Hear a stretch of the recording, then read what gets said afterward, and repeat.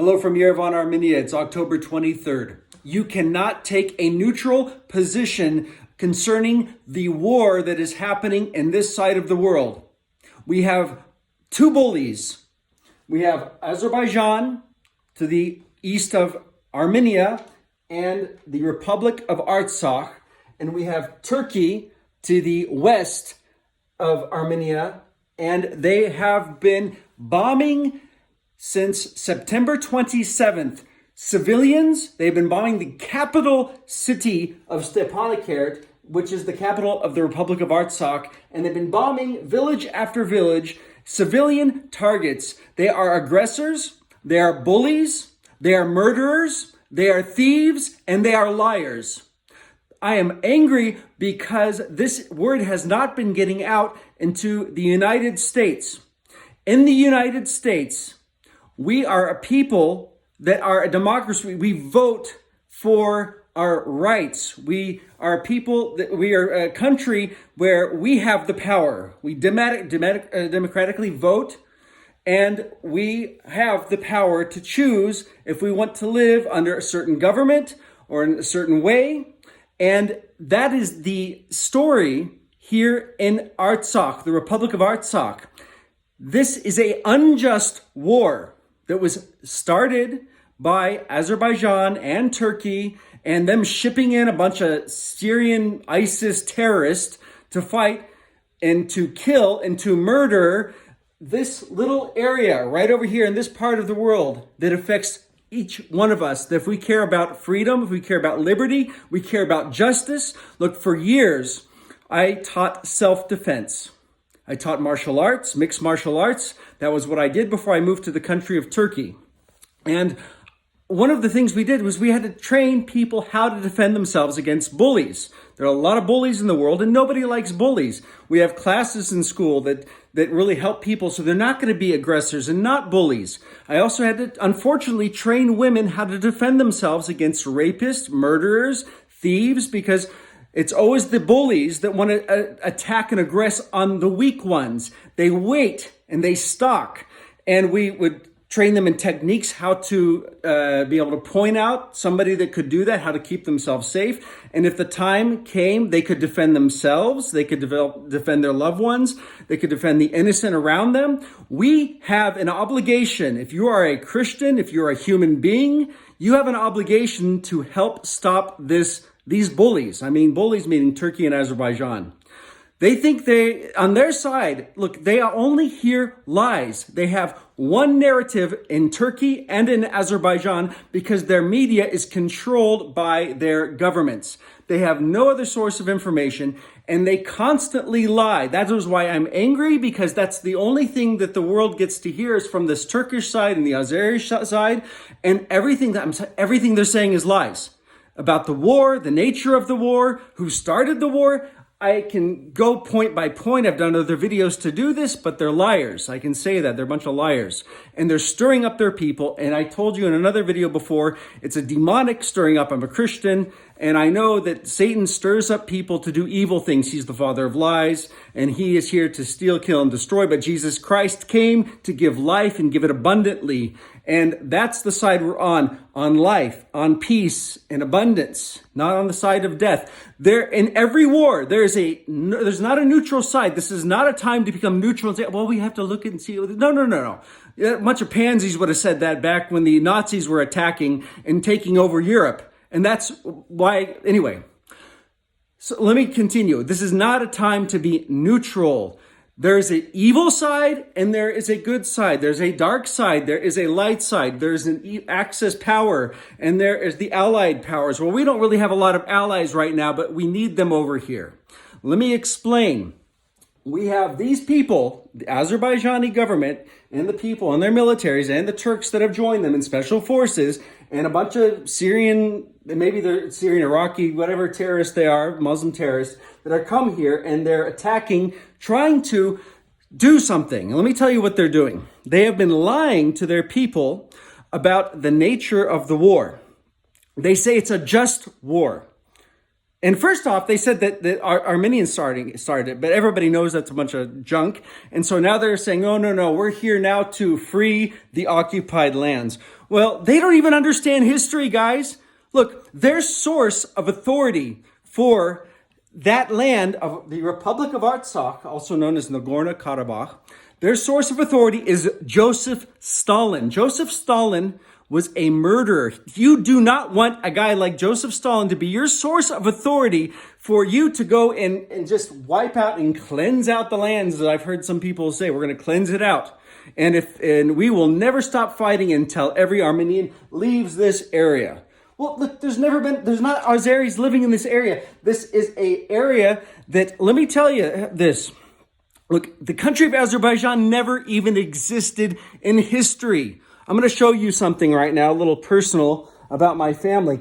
This is my grandfather, Norman Henderson. My grandfather is older than Azerbaijan. My grandfather, Norman Henderson, that's me when I was a little kid. When my grandfather fought in World War I, World War II. He was captain. He did all kinds of things. But my grandfather was born in 1896. He died in 1988. My grandfather is older than Azerbaijan. Azerbaijan wasn't even a country until 1918. It was declared a country somehow, to go into that history, back in May 28th. Well, what's interesting is this little area right here, back in July of that time, they were not happy with being under Azeri Muslim rule. They declared that they were their own autonomous region, democratically voted. There were about 93% Armenians living there at that time. And they said, no, we are an autonomous free country. We're not going to be ruled by these dictators under tyranny. We're not going to live under tyranny. Well, we Americans, we understand that. So, of course, they didn't like that. That was during the times of the Armenian genocide. The Turkish government, the Ottomans, the first Islamic State was already massacring Christians all over the Ottoman world. And they sent their armies to aid the Azeris, and they massacred about 20 to 30,000 Armenians in Baku in 1918 to squelch this little, what they would call a rebellion. But these are free people wanted to live under freedom. Well, let's keep going on from there. Joseph Stalin in 1923 is the one that said, oh, we're going to give Artsakh, we're going to give the Nagorno-Karabakh over to Azerbaijan.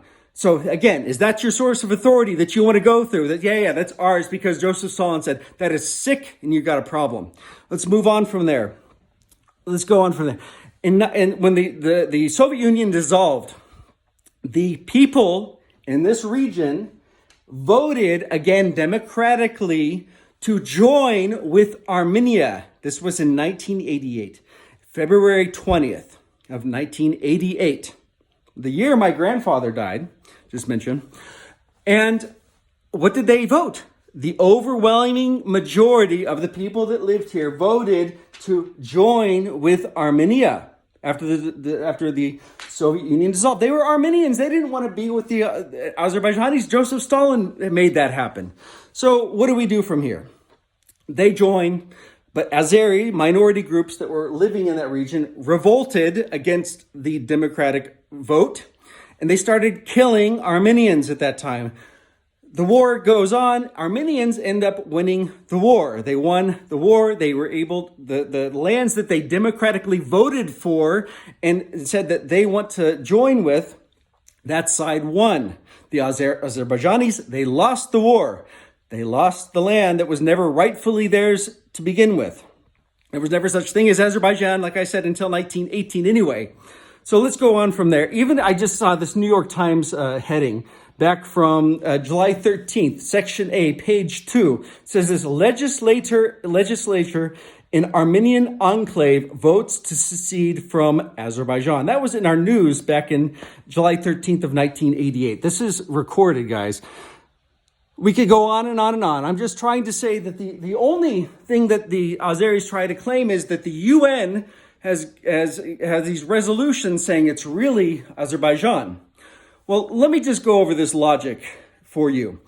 Right now, we have a country that's not even a country called Northern Cyprus. Northern Cyprus is not a recognized country by any country in the entire world except for Turkey. Turkey It's called the Northern Republic of Northern Cyprus, but that's not even recognized by the entire world. In fact, according to the UN resolutions it belongs to, there should be a Republic of Cyprus, which is actually ruled by the Southern Cypriots. By the logic that you have to go by a UN rules, the logic would be this. Well, all these peaceful people living in northern Cyprus, drinking their tea, having a good time, it would be just and right for the Southern Cypriots to begin bombing their cities and invading and saying you have to either leave or you're going to die. Really? We're going to use that logic the same? Come on, you guys are not going to do that. This is ridiculous. There's more going on here, but this is one video I'm doing. I'm going to add another part to this. And I have a few questions that I want to ask Azeris about this subject. This is an unjust war, and the Armenians have the complete right to defend their democratic freedoms, and they have the choice, again, not to live under tyranny, under a Muslim dictatorship, Ilham Aliyev. Why anybody would believe that, say, oh, he'll just rule the area and bring prosperity. Oh, really? Yeah, that's what Nazi Germany said. That's what Hitler said. You do not believe anything Tayyip Erdogan or Ilham Aliyev or these people say. They're dictators, they're rules, they kill their own people, they torture their own people. I know it, I've heard stories. And so you cannot base anything off of what they say to be true. They're known liars. They control the media. I'm about to add a second part to this, and we're going to continue. Look, on September 26th, it was a Saturday, in Stepanakert, in Martakert, in Martuni, in Hadrut, all these areas right here, these 150,000 Armenians were peacefully just having coffee at night, having dinner with their families, getting ready for school. For on Monday, the kids were going to go to school, go to the playgrounds. They're living peaceful life. They're not provoking anybody. They're not harming anybody. And there's 150,000. But it just happens that on September 27th, on Monday, 6 a.m, unprovoked, unjust, murderers, liars, thieves, bunch of thugs, bullies, decided that they were going to attack. So the Azerbaijani government, Turkish government, backed by the Turkish government with military weapons and soldiers. There were special forces soldiers, and they've been killed. And we've seen the accounts of that. Also, ISIS soldiers and Islamic terrorists sent from Turkey to fight, really just to be the cannon fodder so they can die first. They were sent here to attack this peaceful people that were not aggressing on anybody. And you've got 10 million people here, 83 million people here, 150,000 here, okay? And then Armenia, that helps out the Republic of Artsakh because of their ethnic identity, Armenian, 3 million, okay? 3 million versus 90-something million, okay? That's just what you're getting.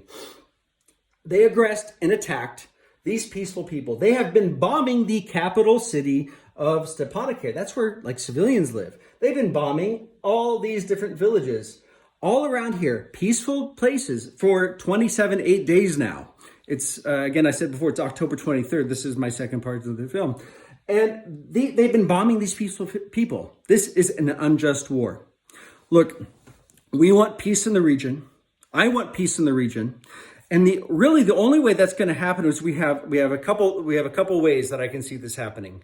Is, as I taught martial arts, mixed martial arts and self-defense, one of the principles that we have is we defend the innocent and defend those that cannot defend themselves. That's actually found in the Bible because it's a biblical principle. Defend the weaker people that are being attacked. If you're listening, you have a duty to do all you can to defend the people in Armenia and the people in Artsakh from these murderers, liars, thieves, and bullies.